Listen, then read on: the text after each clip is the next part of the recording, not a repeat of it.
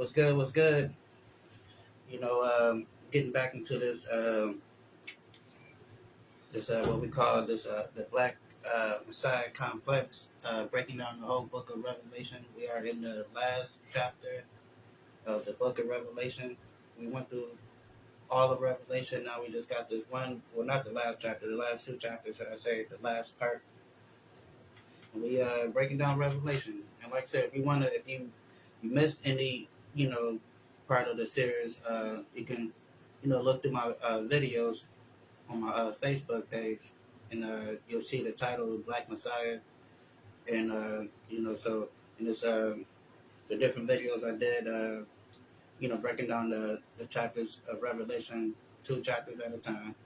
So now we on the final two chapters, and I know you see the title, so kind of dealing with the kingdom, and and how certain things going to be in the kingdom, in appearance of, right.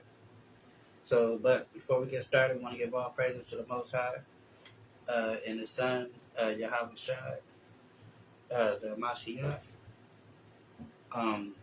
So yeah, we're gonna get right into it. So yeah, we're gonna start with it's a Revelation 21, right? So like I said, we just getting into it and breaking down the whole book, taking away the spookiness of it and giving more understanding to this book, and and letting people understand that this book is about our salvation. When I mean our, I'm talking about the Black, Hispanic, and Native American people, because this is our book. Just like every other nation have their own culture and uh, spiritual practices, we did also. It just so happened that our culture got hijacked by these people, and they made millions and gazillions of different uh, so-called religions. But all it is basically our culture, and we are taking it back. So yeah, so we're gonna start by with Revelation 21, verse 1, and it says, "I saw a new heaven and a new earth, for the first heaven and the first earth were passed away, and there were no more sea."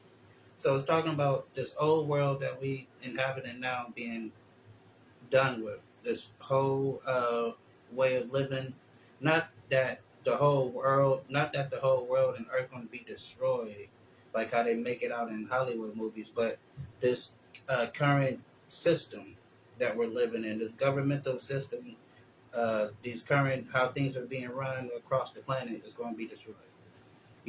And that way of living, how we've been living thus so far, is going to be a new world, a new order.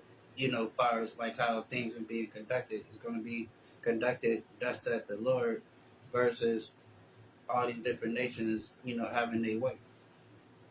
So, and like the seas and stuff too is metaphors for different nations. So it says all the seas were cast away, meaning all these nations, what they were brought down. There wasn't no more kings and queens and princes and presidents and prime ministers. All that was done away with. Um, so it says, and I saw a new heaven and a new earth. And like I said, the new heaven too, because you've been following along. Heaven, depending on the context, means government and rulership and dominion. So John is seeing a new government on earth, which would be the Mashiach Yahushua, who the world calls Jesus Christ, setting up this government under, with the Israelites being under that, right? So it says, and I saw a new, so it's not like, some people would take this like, oh, it's a new heaven and new sky and all that stuff going to be created. No, it just means government, a new rulership, right? So it says, and I saw a new heaven and a new earth, uh, and the first heaven and the first earth were passed away, meaning the old governmental system, global government system, how the earth is being ran, is over with. They got a new way of doing things now, and we're going to do it, thus said the Lord. Was no more in the first in the first heaven and the first earth were passed away, and there were no more sea. And like I said, the sea is dealing with nations, right? And it says, "And I, John, saw the holy city, Jerusalem, coming down from God out of the heaven, prepared as a bride adorned with her husband. So now this New Jerusalem is the people, which is us, the Israelites, the so-called Black, Hispanic, and Native American people.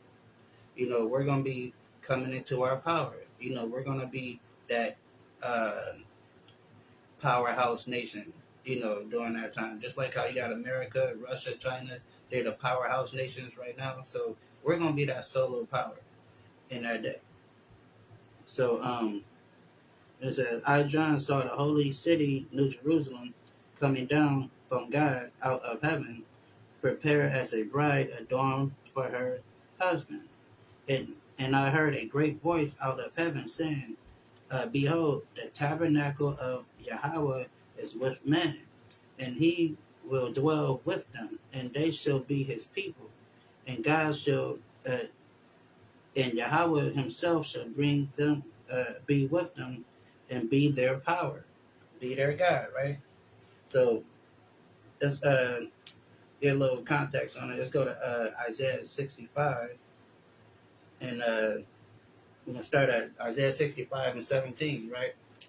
And it reads, behold, I will create a new heaven and a new earth, meaning a new rulership, new government, and the former shall not be remembered nor come into mind. Meaning we're not going to worry about this global government system no more, because we're going to have something bigger and better and fairer, something that we never experienced, fairness. But ye shall be glad and rejoice. Ye shall be glad and rejoice forever, that which I created. For behold, I created Jerusalem in rejoicing, and for her people all the joy.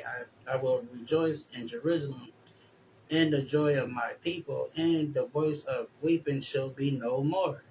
Meaning we're not going to be going through the heartaches and pain that we've been going through in this lifetime, in this system, in this way of living. And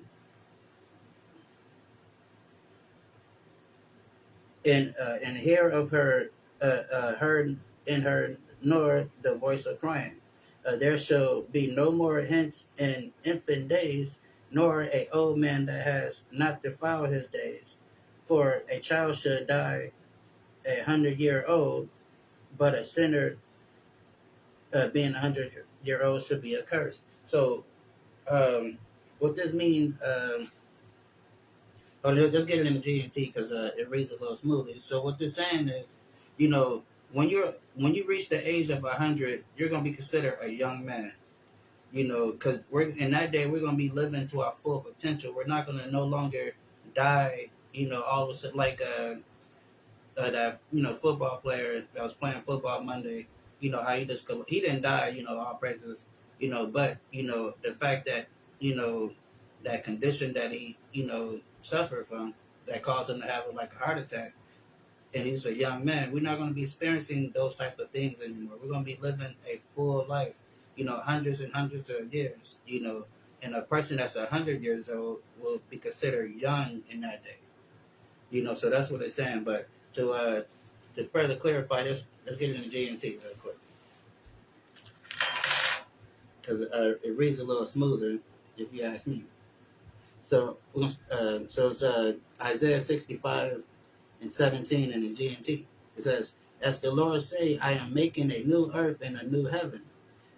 The events of the past will be completely forgotten. Be glad and rejoice forever in what I created. The new Jerusalem I make will be full of joy, and her people will be happy. I myself will be filled with joy because of Jerusalem and her people. There will be no more weeping. There will be no more calling for help. So, like I said, we're not going to be in distress in that day. We're not going to, and be in want of anything.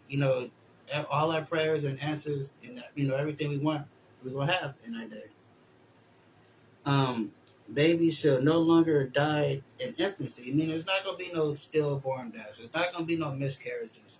It's not going to be little kids playing outside and they get hit by a stray bullet. It ain't going to be none of that going on. It's not going to be like some kid playing outside and get hit by a car chasing a ball. It's not gonna be nothing, nothing like that. Because we're gonna live a long, prosperous life in that day. And it says,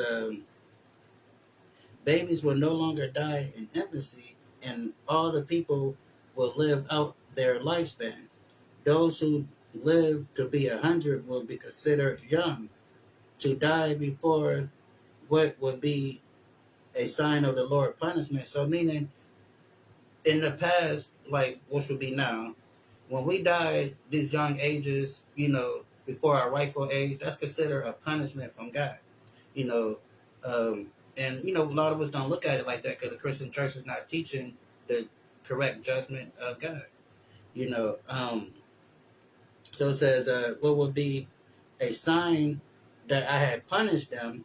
The people the people will build houses and get to live in them. They will not be used by someone else.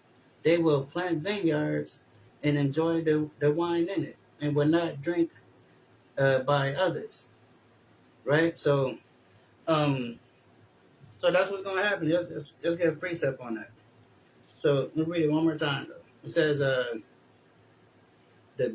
babies will no longer die in infancy, and all the people will live out their lifespan. And it says all the people will live out their lifespan. And those who live to be 100 will be considered young. To die before that would be a sign that I was talking about God had punished them. Right? So in that day, like I said, we're gonna be living a long time. And then it says, and people will build houses and get to live in them. They will not be used by someone else, right? And when did that happen? Because like I said, we built up America. Our people is the labor force here in America. We built their skyscrapers, their buildings, their homes, all that stuff. We build in houses that you know we can't afford to live in ourselves, right? So let's check this out, right? So this Deuteronomy 28 and 30.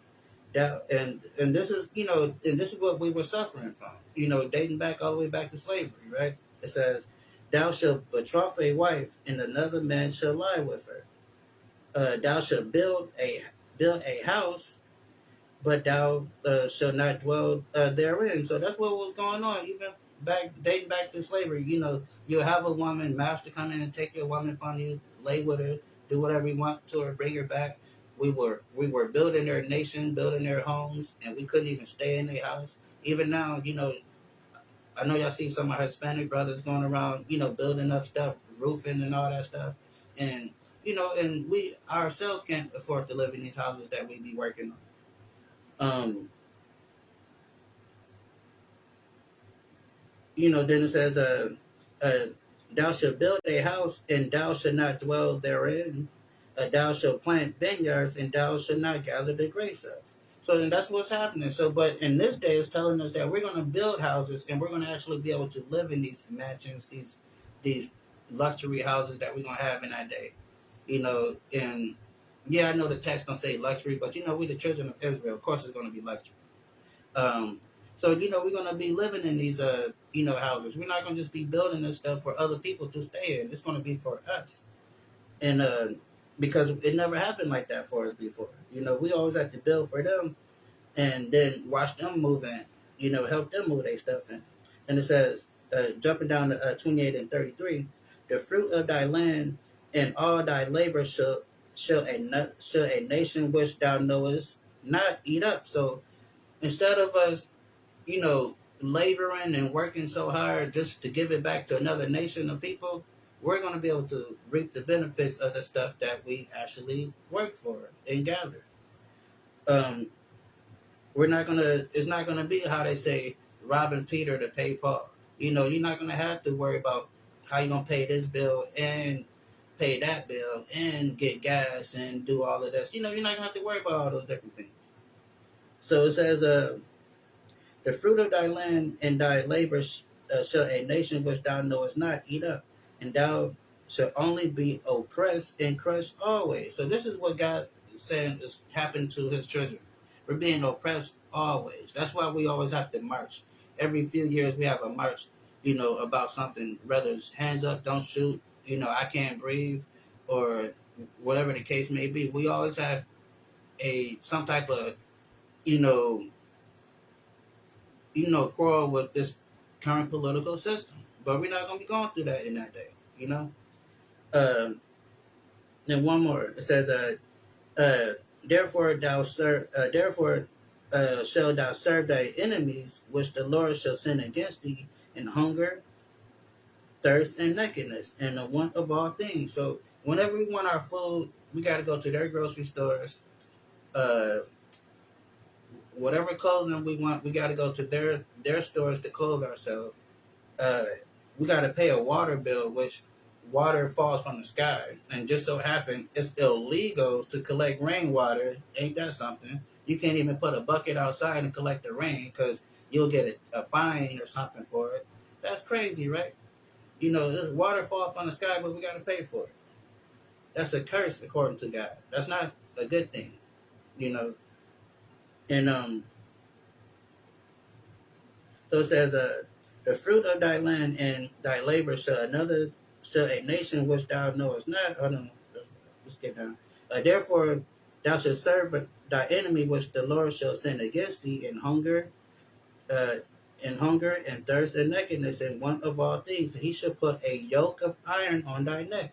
What people had a yoke of iron on their neck? What people had chains on their necks? We did. And it says, put a yoke of iron on thy neck until he has destroyed thee. So that's why they can take those chains, the shackles off our necks now, because we're destroyed mentally. You know, just like if you train a dog with a leash, after a while you can take the leash off the dog and the dog could be fired, right? So that's what we're going through right now. So back to Revelation, right? So there's a Revelation boom, boom, go to 21 and 4. And and God shall wipe away all the tears from their eyes, and there shall be no more death, neither sorrow nor crying, neither shall there be any more pain, for the former things are passed away. Like we just read in Isaiah 65, like, how he's going to wipe away our tears and all those different things. We're not going to be going through those certain things, right? And and he that sat on the throne said, behold, I make all things new. And he said unto me, write write these words are true and faithful, right? So he's telling John to write this stuff down. That's what we're reading right now. The stuff that Yahweh told John to write. And it says, he said to me, it is done. I am the Alpha and the Omega, the beginning and the end. I give unto him that is thirst, that is a thirst of the foundation of water of life freely. So this knowledge, this wisdom, this understanding is going to be basically, for lack of better terms, downloaded into our system. We're not going to have to pick up the book like I'm doing right now, reading and getting understanding. It's going to be already in our mind. That living water. That living water is the word of God, the understanding. And it says, uh, that is a thirst of the fountain of the water of life freely. He that overcomes shall inherit all things. And that's what we want to do. We want to overcome the perils of this life and the heartaches and stuff. We don't want to succumb to this stuff that's going on, just getting distracted by certain things and falling into our own destruction. We want to be able to overcome. That way, we can be blessed with all these things that Yahweh Shah is going to bring with us, bring with him when he comes in to judge this world. And so it says, let me read it again.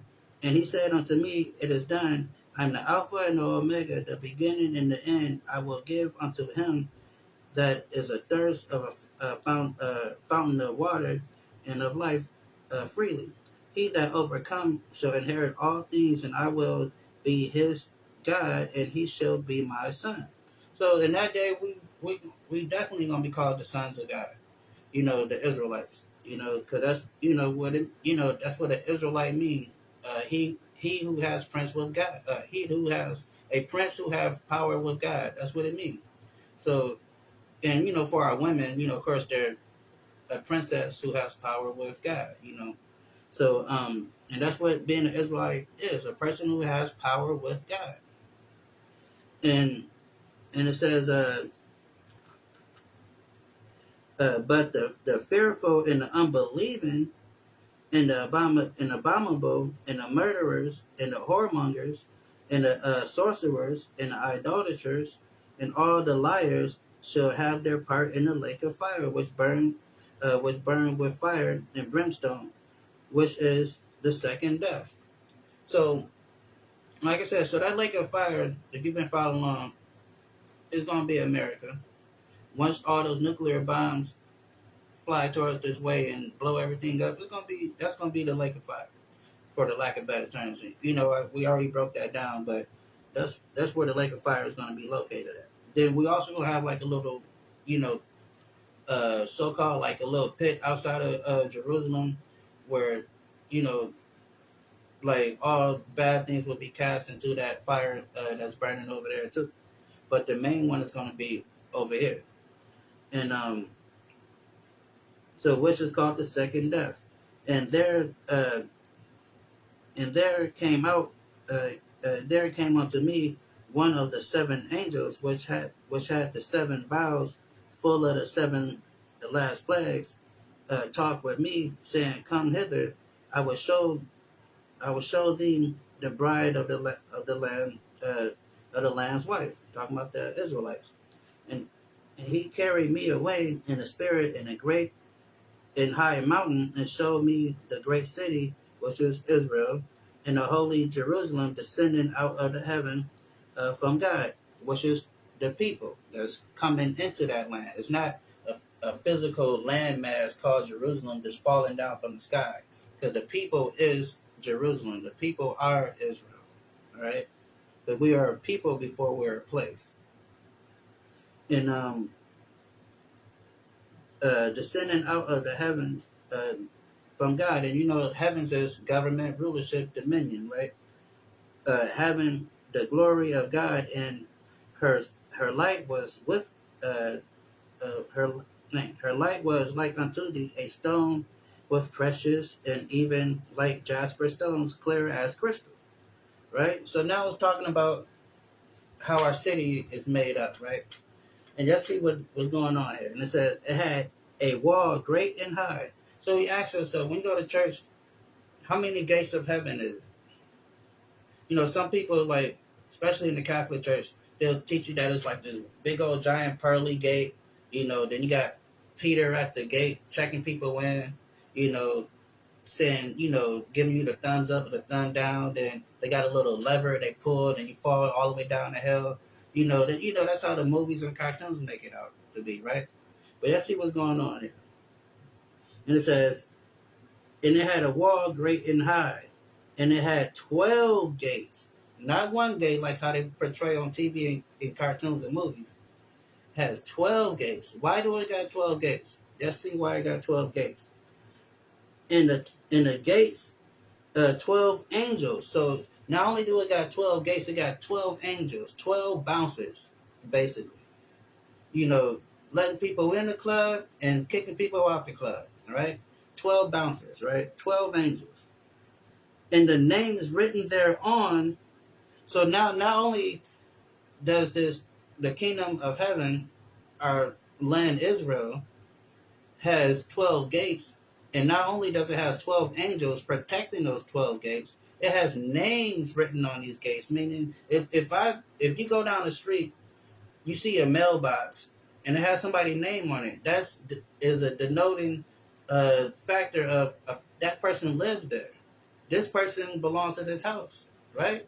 When you see a name or something, right? So let's see what these names is. Because you go to church and pastor say, yeah, all you got to do is believe, and everybody going, no, it ain't like that. We're going to check this out. We're going to see what God said. And it says, and the names written thereon, which are the names of the 12 tribes of the children of Israel. So if you're not a black, Hispanic, Native American, you're not getting in there. Straight up and down. That's who the heaven is for. The children of Israel. Everybody else is uh, basuda. They might as well just find something else to do because it ain't for them. It might be a hard pill to swallow because we've been raised in these Christian churches that have been lying to us forever, telling us that all you got to do is believe in Jesus and be saved. But the Bible says only people that's going to be able to walk through these gates is the people that are from the 12 tribes of Israel, which currently makes up the so-called Black, Hispanic, and Native American people on this side of the world. And I say that because these are the people I'm talking to. If we was on the other side of the world, we'll be known as different things. But on this side of the world, this is what they call us, right? And that's who Israel is. The so-called Jamaican, Haitian, Belizean, West Indians, Caribbeans, Latin America, Native Americans, so-called African Americans. That's who names is written on these gates, right? It says, and it had a wall great and high, and 12 angels and 12 gates. And 12 angels, and at the gates 12 angels, and the names written thereon, which are the names of the 12 tribes of the children of Israel. You can't get around that. You can't squeeze everybody into that. Like I said, you go to a house and you see a mailbox and it got Mr. Johnson, Bob Johnson on that mailbox. Bob Johnson lives in that house. I can't go in that house and say, you know what, I'm in, this is my house now. The police gonna come and take me up out of there, right? That's what the 12 angels is there for. Somebody can't walk up in there and say, oh yeah, I'm an Israelite. I'm from the tribe of Judah. Oh, I'm from the tribe of Manasseh. I'm from the tribe of Natalia. The angels like, man, get your butt up out of here. Go back into the cotton field. Cause that's a whole nother story, right? So let's get we're gonna jump up to 22 and 14 real quick. Blessed are they that do and keep do his commandments, that they may have right to the tree of life. So in church they teach you that the commandments is done the way where you ain't gotta follow no commandments, just believe in Jesus. But in the last chapter of this whole entire book, the last book of this Bible is telling you, it says, blessed are they that do his commandments. So why is Pastor telling you not to do the commandments, telling you you don't have to follow the laws of God, just believe in Jesus and and all that is taken care of? It's not, they don't say that. We're not reading that. That's not what we're reading here. It says, blessed are they that do his commandments, that they may have right to the tree of life, and may enter into through the gates into the city. And we just read what the gates are. The gates are 12 gates with the 12 names written on it, and those 12 names are the tribes of the children of Israel. So for our Black, Hispanic, and Native American people, we need to stop listening to this false doctrine of Christianity that's teaching us to break God's laws, so we could enter into this great city called Israel, Jerusalem. Because if you're not following the commandments of God, it ain't no way in heck that you're gonna go get into it, because you're a lawbreaker. And like I said, you're not gonna be able to make it in there. And like I said, so it's like, we gotta understand the laws of God is, like I tell you, it's not grievous. It's not something that's not attainable. Because the church make it seem like, oh, nobody can keep the law. Nobody can keep the law. Look at me, I'm keeping the law. All right, and so it's not that hard to keep the law. It's just that we've been taught not to keep the law, and we've been taught that it's so hard. Put a beard on your face. That's a law. Don't, shave your head Michael Jordan bald. That's a law. Wear fringes on your clothes. That's a law. Love your neighbor like you love yourself. That's a law. Don't try to cheat each other. That's a law. Don't be trying to sleep with another man's woman. That's a law. Don't be, stealing and killing each other. That's the law. So you mean to tell me that's hard for people to do? Not to go sleep with another man's woman? You know that's your man's girl, and you looking at her, giving her the eye. That's hard for people to do. Like, it's hard to grow a beard. I mean, it's hard to when you cut your hair not to shave it bald like Michael Jordan. That's hard. But no, the church is lying. They told you that these things is hard, and the Bible tells you that his laws is not grievous, meaning they're not strenuous to do. It's just that we've been accustomed to living this certain type of lifestyle that we don't want to change. That's what it all boils down to. So it says, um, on the east on the east 3 gates, on the north 3 gates, on the south 3 gates, and on the west 3 gates. So these four. So we got a big old wall protecting our city. So on each wall is 3 gates on each direction facing north, south, east, west, right? So then it says and the wall of the city had 12 foundations, and in them the names of the 12 apostles of the Lamb, in which uh, that talked with me and had a golden reed, measured the city and the gates thereof and the wall thereof. Right, in the city lieth four squares, and the length is larger than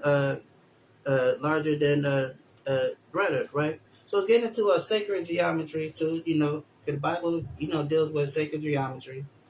And so it says, and he measured the city, hold on, no, and he measured the walls thereof in hundreds, in 144 cubits, and according to the measure of a man, that is of the angel, right?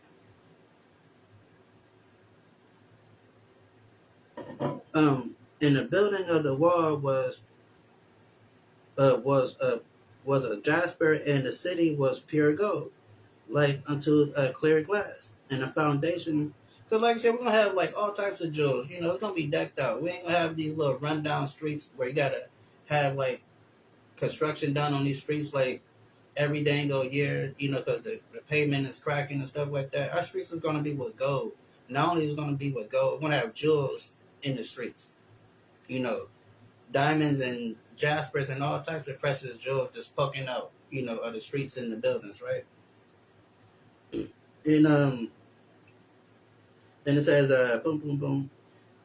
Um, in the foundations of the walls of the city were garnished with all manners of precious stones.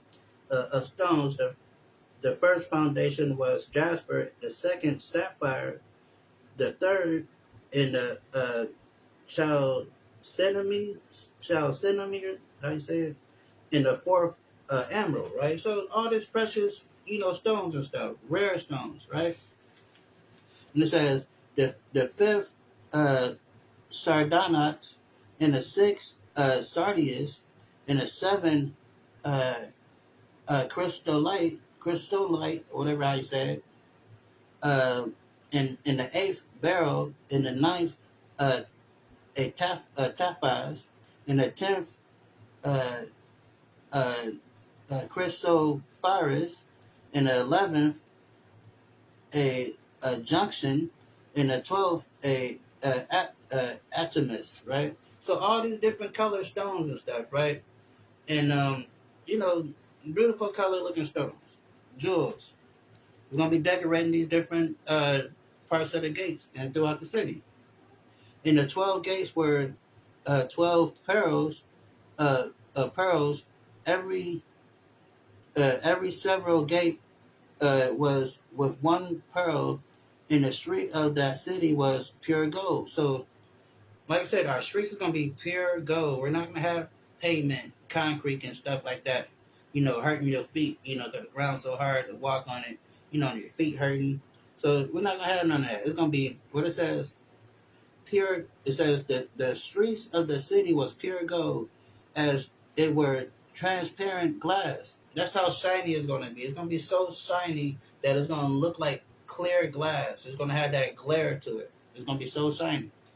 And and I saw no temple therein, for Yahweh thy power, Almighty, and the Lamb were the temple of it. So, um, and the city had no need for the sun, neither of the moon, to shine in it, for the glory of Yahweh did light it, and the Lamb was the light thereof. So it said that saying that Yahweh, which is God in Hebrew, His presence is going to be so bright.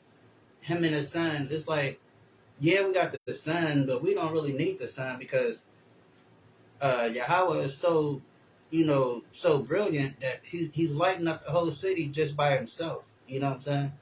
And so it's not that the sun is going to be disappearing and the moon is gone. You know how they try to teach you that everything is going. It's just that the presence of God and the Son, Yahweh Shai, is so bright. It's like they just illuminate everything they at, right? So it says,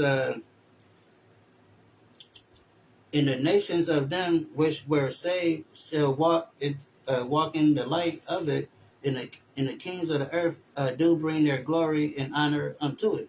And the gates of it shall not be shut, uh, shall not be shut by the day, for there shall be no night there, right? And they shall bring the glory and honor uh, of the nations unto it, right?" So hold on, let's get this real quick. We need to get some context because some people might think, "Oh, see, yeah, the other nations, they're gonna be in heaven and they're gonna be." No, let me show you what they're gonna be doing.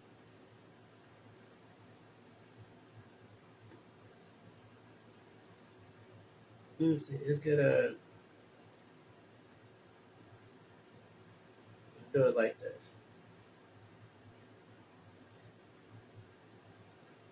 Forces of the Gentiles.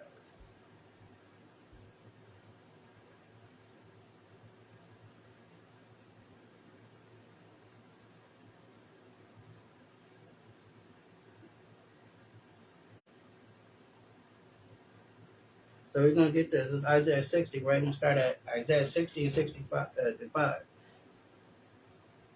And then thou shalt see the flow together, and thy heart shall fear the enlarged, because the abundance of the sea shall be converted unto thee. Talking about all these nations is going to be, coming onto us, blessing us, because they're going to realize that we are the children of God. Unto thee, the forces of the Gentiles should come unto thee, right?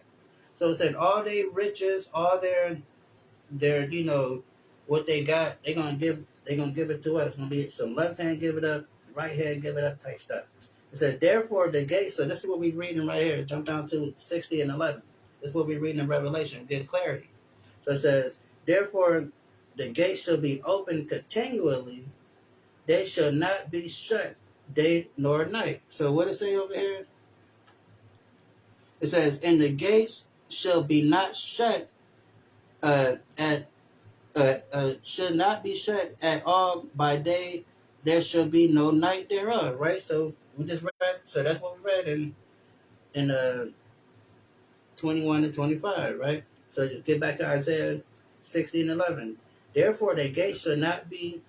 Therefore the gate shall be open continuously. They shall not be shut day nor night. For the men may bring unto thee the forces of the Gentiles, and their king may be brought. And for that nation and kingdom that will not serve thee shall perish. So you're gonna have some hard headed uh, countries in that day that's still not going to bow down to us and praise the Most High God. So it says, for that nation and kingdom that would not serve thee, meaning the Israelites, the ones that do not want to come and bless us and give us all what they got, because we deserved it, because we gave them all we got for the last 500 years or more. It says, um, for that nation and kingdom that will not serve thee shall perish. Yeah, those nations shall be utterly wasted. So That's going to be the alternative if they don't do what it says in Revelation 21 and 25. You know, and it says, and they shall bring the glory and honor of the nations unto it. So all their glory, all their gold, all their resources is coming to us, right? Just like how when we work 40-hour jobs, then we got to, the money that we receive, we got to return it right back to them. So it's going to be the same thing in that day. And it says, and there shall be no wise, there shall in no wise enter into this, enter into anything that is defiled, neither whatsoever work abomination or make a lie, but they which are written in the Lamb's book of life.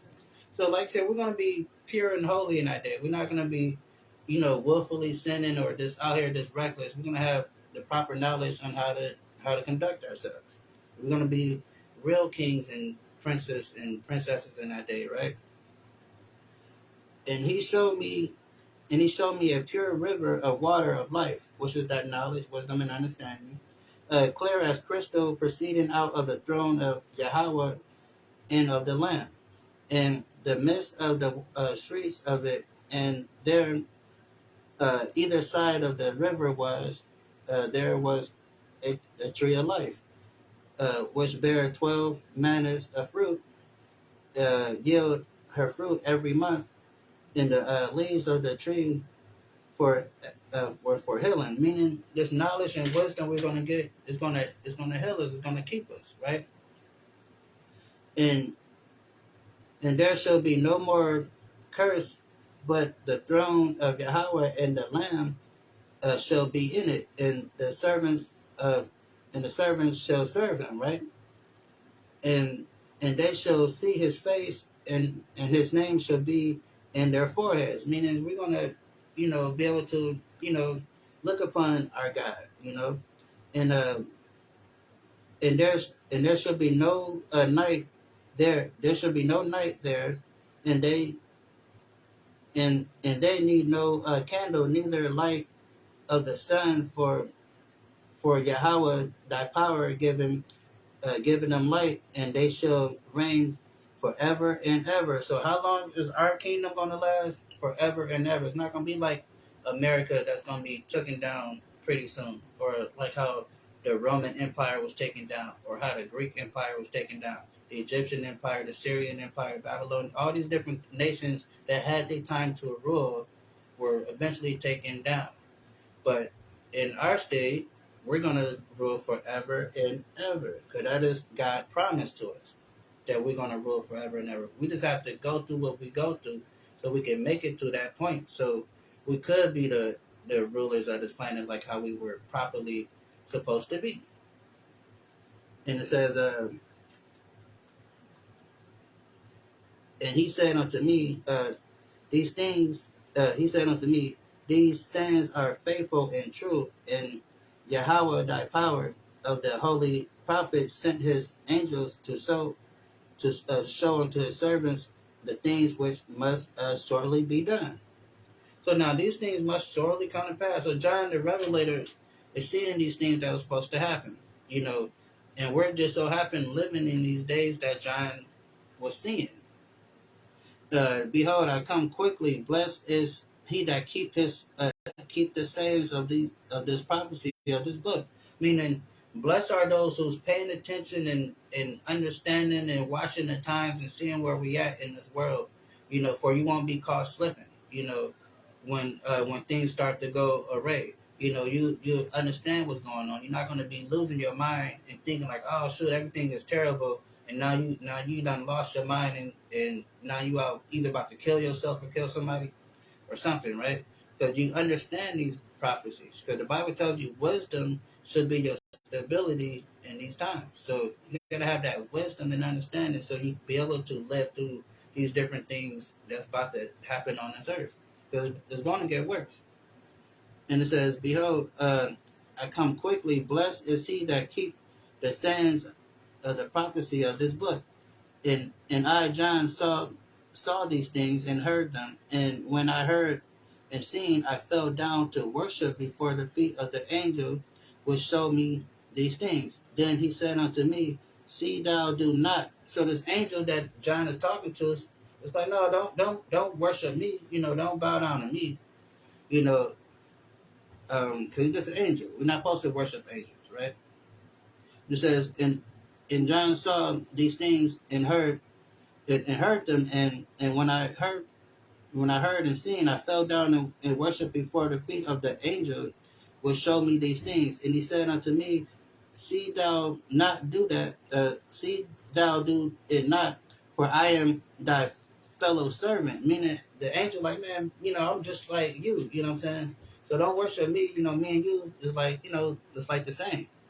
He says, and of thy brethren, the prophets, and of them which keep the sayings of this book, worship Yahweh. So that's what we're supposed to worship, Yahweh, the Most High God.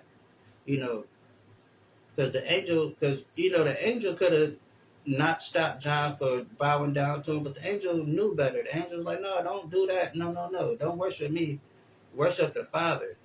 That's what we're supposed to worship, right? And it says, he that um, he that said unto me, seal not the sayings of the prophecy of this book, for the time is at hand. So, like I said, and that's why we can understand this book, because it's not sealed. But when I was young and stuff growing up, I used to hear like older people talk about Revelation like it's so hard to understand.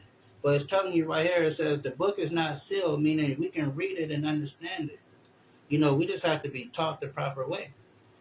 And it says, he said unto me, seal not the sayings of this prophecy of this book, for the time is at hand. He that is unjust, let him be unjust still. So you're going to have some people that's not want to get on the program. Some people are just wicked and just bad people, inherently bad people. They're not going to change. So it says, you see that person that's just bad, just let them stay bad, because there ain't no hope for them. They just bad. That's just how they get down. Says, he that is unjust, let him be unjust still.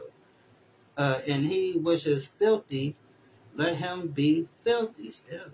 So you got people that just not going to change their ways. They're just going to still be that filthy, rotten person.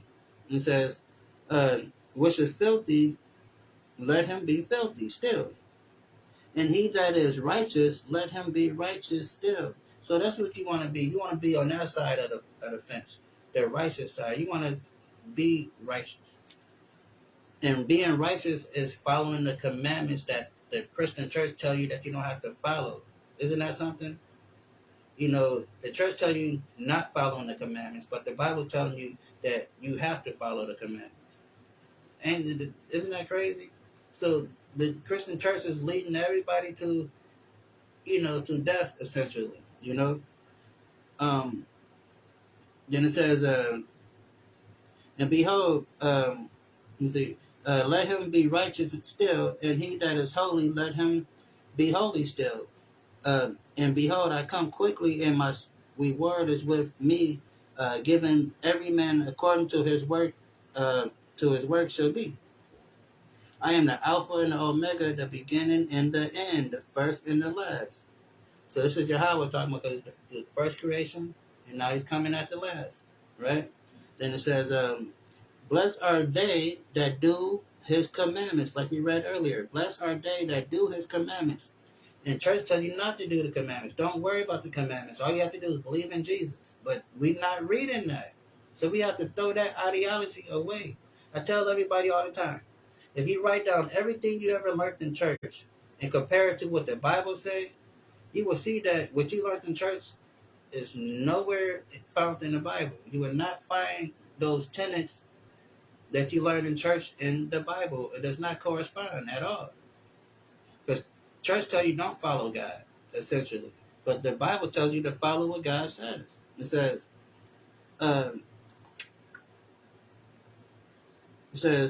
blessed are they that do his commandments, that they may have right to the tree of life, and may enter through the gates into the city, like we just read. We read in the last chapter what the 12 gates is for the children of Israel. And it says, for without are dogs and sorcerers. So God is saying, if you don't keep these commandments and you're trying to live a wicked life and talking about the commandments is so hard, nobody's perfect, you can't keep the law.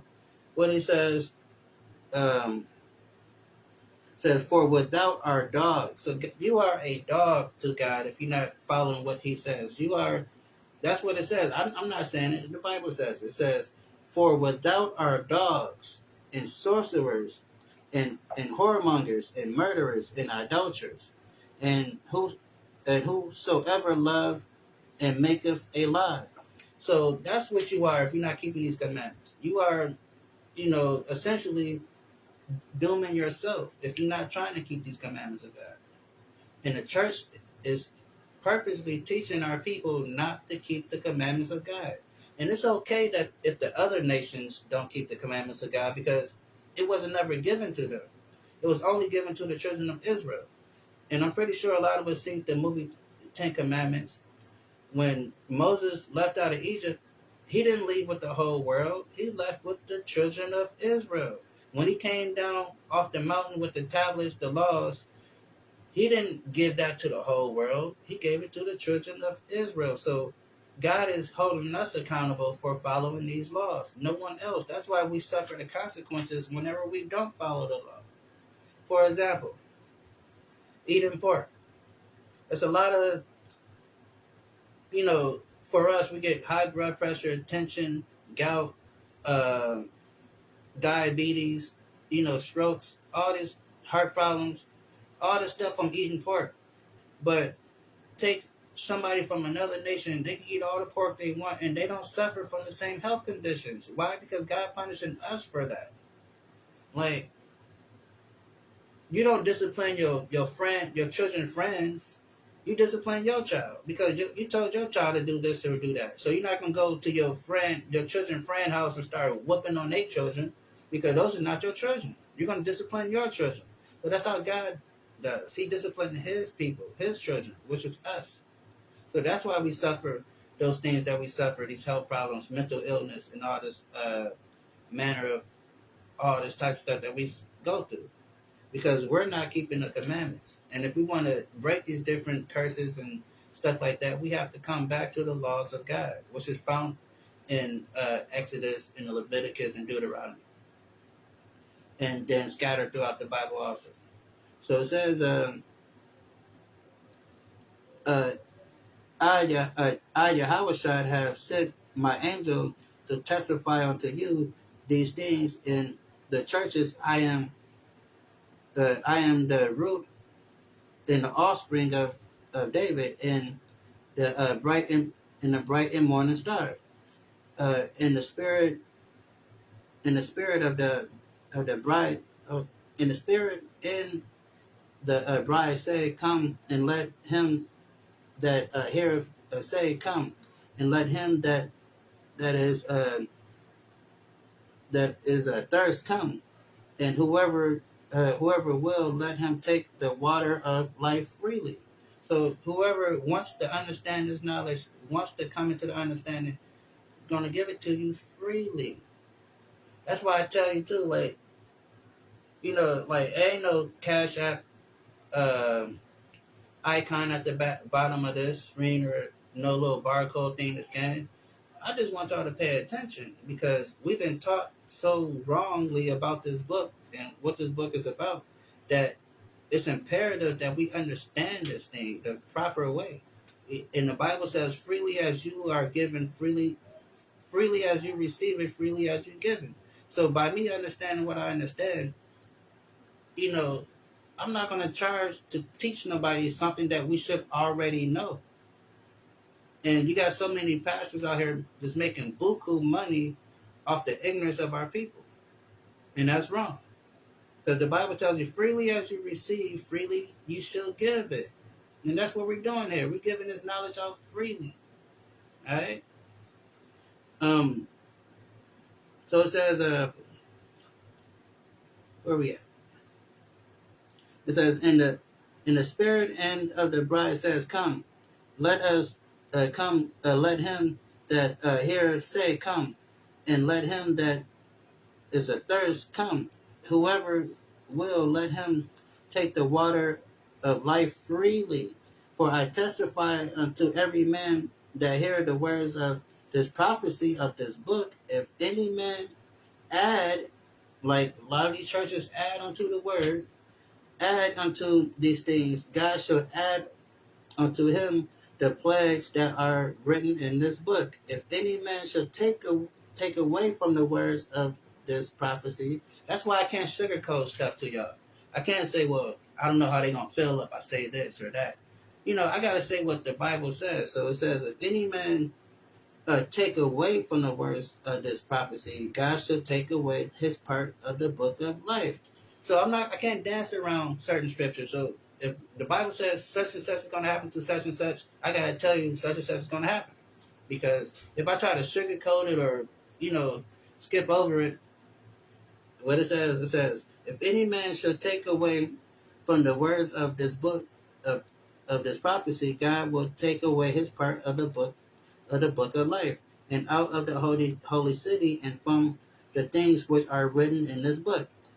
He which testified these things says, surely I come quickly. Amen.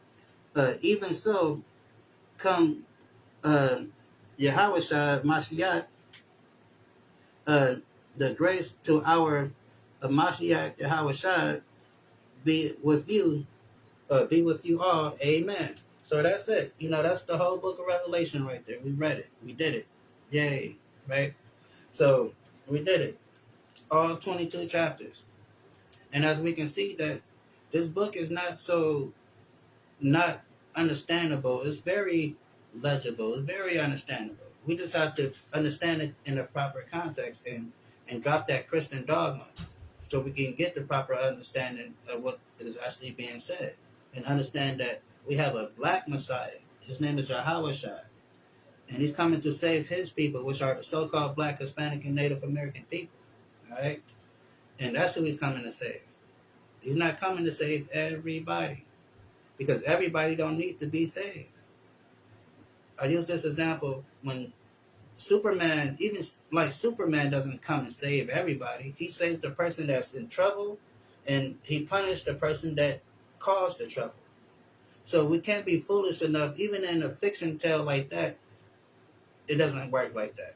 So we can't be foolish enough to think that he's coming to save everybody. It doesn't work like that.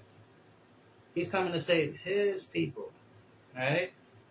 And before we go, there's one more scripture.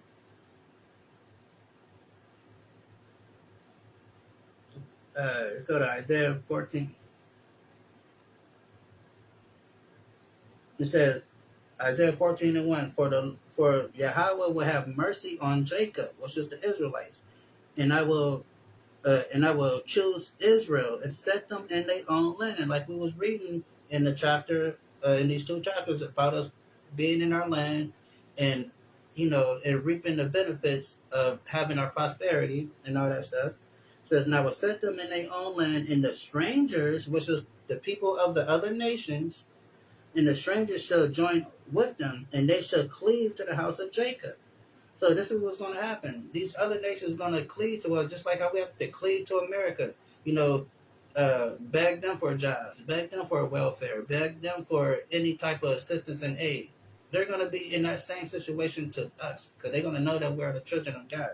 It says, and the people should take them and bring them to their place, and the house of Israel should possess them. So what's going to happen to these people? We're going to take them as possession, just like how we was chilling on the west coast of Africa doing our thing, and they came and took us as a possession. And that's what we're going to do to them. That's called justice. And it says, and the people should take them and bring them to their place, and the house of Israel shall possess them in the lands of the Lord for servants and for handmaids, and they shall take them captives, who captives they were, and they shall rule over their oppressors. That's what's going to happen, right? That's what we're reading in Revelation, and when you mash it up with the prophecies and the prophets, it all comes together in the holy matrimony when you put them all together. So that's why we, what they say, line, precept upon precept, line upon line, here a little and there a little, because that's how you read the Bible. You got to be able to go to different prophecies and mash them up and put them together and make it make sense. All right. So with that being said, I'm gonna say shalom, peace. Hopefully, it was edifying, and we have a better understanding of this book of Revelation. I know I started reading the red letter teachings of Yahweh Shai, who the world called Jesus. We're gonna get back into reading the red letter. Then we're also gonna start our Black History series when we're reading about Judas and Maccabees and all that stuff. So yeah, we got a lot, you know, stuff going on. So, but yeah, I'm gonna say shalom, peace. Till next time.